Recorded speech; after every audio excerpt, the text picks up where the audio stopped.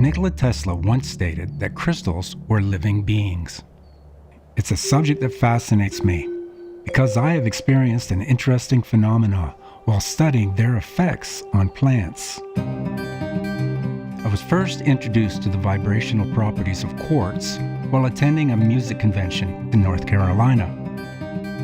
It's for experts in digital and analog musical instruments, but my reason for attending this event was to interview an expert that specializes in sound, light, and electromagnetic field frequency machines. I met with August Worley during Moog Fest to visit the factory that produces Moog musical instruments. August started his professional career as a keyboard technician for the popular musical group Emerson, Lake and Palmer.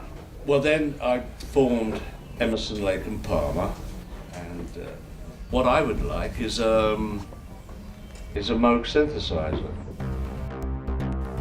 I had found out that Bob Moog was looking to create another synthesizer, and I showed him what I had done for Keith Emerson, and he was very impressed, and so he had invited me to become his principal engineer at Moog Music. We talk about frequency and waveforms with the kids in our program, how these waveforms actually feel. What we're going to talk about today is how we make sound. What happens when you add more oscillators, it makes the sound richer. So I'm going to add another oscillator.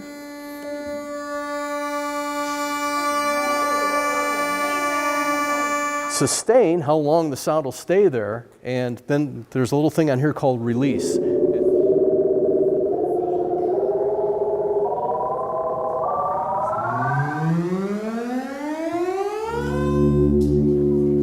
So notice how that sounds differently. This is very mellow.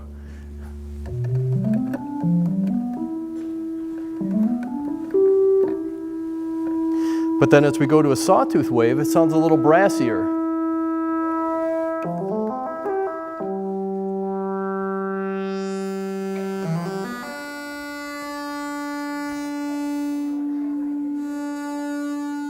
So you can see they kind of look like a sawtooth. Basically what Bob did was take laboratory equipment out of the laboratory and put it in the hands of the musician. Working at Moog as an engineer with Bob Moog, I approached Bob one day and said, hey, wouldn't it be cool if we could do like an electronic singing bowl? And he thought about it and he said, you should do that.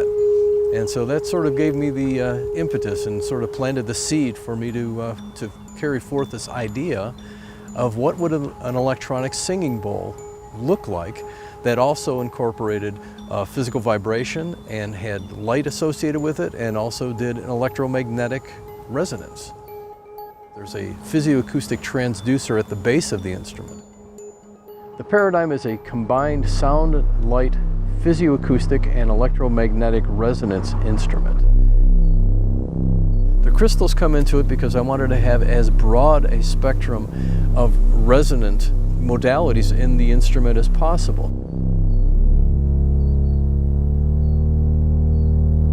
Well, one of the tones in Pyradym, it's actually the third chakra tone, has been found to stimulate the thalmocortical loop in the human brain. What that does is the thalmocortical loop actually generates a sync pulse that coordinates all of the flow and processing between our spine and between our brain functioning.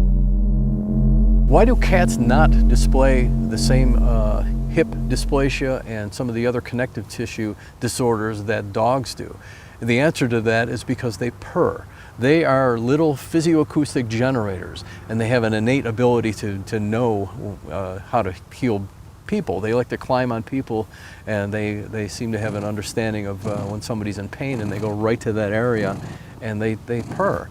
The American Veterinarian Association has stated that the reason that cats don't have connective tissue disorders is because they do purr. That's physioacoustic therapy right there. A beat frequency is a difference frequency between two tone generators. So in this way we can use a tone generator that is very close in frequency to another tone generator. The difference frequency will be 10 hertz, 8 hertz, 7.8 hertz. This instrument is designed to resonate the body, and by inducing a 40 hertz tone through Pyradym, into the human body, you can actually help to stimulate people. Longer waveforms at the bottom of the chakra scale, if you will, and they get shorter as you move up because the human body actually becomes less massive as you move up through the chakra system. It takes a longer waveform to resonate our hips and our big leg muscles than it does to resonate our throat. August Worley's expertise as an inventor, teacher, and service technician of analog music frequency generators has also made him a gifted individual in the repair of electromagnetic medical devices.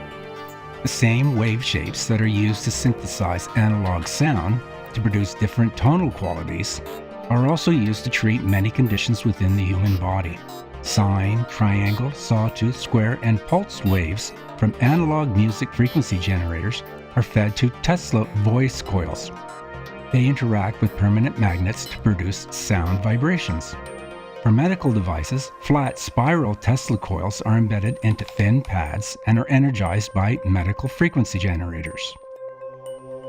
Silent electromagnetic fields are evenly dispersed throughout the surface of the mat to treat the entire body. For targeted applications, single Tesla coils can be inserted into pillows and placed on or under areas of the body. Instead of playing a keyboard to change the musical notes, oscillators inside the frequency generator can be programmed to sweep through the frequencies, or pulse magnetic fields at predetermined intervals. These fields induce tiny electric fields into the body to regenerate weak or damaged cells and energize healthy cells so they function at their full voltage potential. These frequency machines can emulate the Earth's natural magnetic fields that are vital for our survival. We naturally ground and recharge our body when we walk barefoot through Earth's magnetic fields on the piezoelectric quartz crystal sand. The Pyradym vibrates the crystal capstone to activate its piezoelectric effect. When you resonate quartz crystal, a subtle electric field emanates into the air and is absorbed by all living things and other quartz crystals.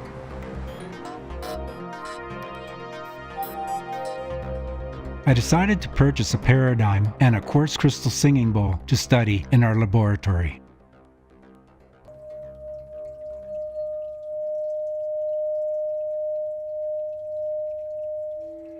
That purchase eventually provided me with the missing key I needed to fully understand the healing fields of nature.